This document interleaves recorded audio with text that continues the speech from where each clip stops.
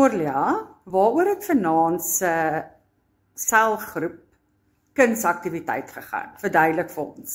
Okay, so ons het gefokus op die vers, Efesiërs 4 vers 22 tot 24, wat sê, put off your old self, be made new in the attitude of your minds, and put on the new self, created to be like God in true righteousness and holiness. So letterlik om die ou mens af te sterf, in die wyse waarop jy leef, die dade wat jou integriteit in twyfel trek, as ons dit nou so menslik vir mekaar kan stel, en dan nou te verstaan, dat wanneer jy die ou mens by die deur los, dan word jy deel van 'n nuwe skepping, 'n new creation.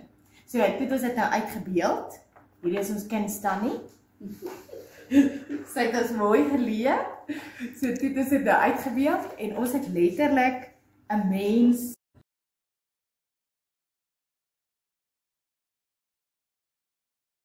Okay! So vanavond Deel 2. Deel 2, okay. Ons het 'n kunstklas gedoen, hier gaat ons. Okay, hier is die mens, kyk die ou mens, met 'n masker, pyn, verwerping, liefdeloosheid, al die goedjies wat ons dra, om aanvaarbaar te wees vir mense, right? Ou mens. En as ons die ou mens afsterf, dan is dit die nuwe mens, dan word ons geklee, jene. Word ons geklee Met die pragtigste kroon. in heerlikheid. Ja, so dan sit die nuwe mens, verstaan? Sonder make-up.